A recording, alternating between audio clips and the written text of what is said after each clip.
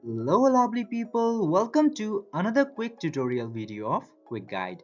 In this video, I'll be showing you how can you download and install WhatsApp from web. So without any further ado, let's dive right into this exciting video.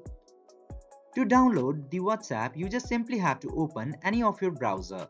And after opening the browser, just simply search WhatsApp for PC into there. And after searching that, click to this first option of the official website of WhatsApp into here.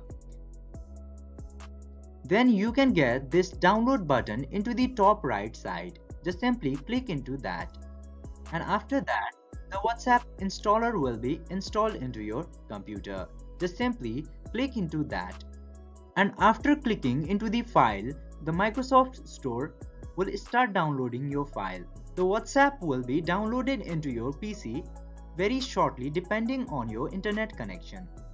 And as you can see, my WhatsApp here is already downloaded successfully.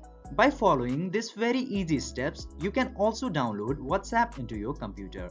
I hope this video was helpful for you. If yes, don't forget to like, share and subscribe to the channel to never miss another update. Thank you for watching the video.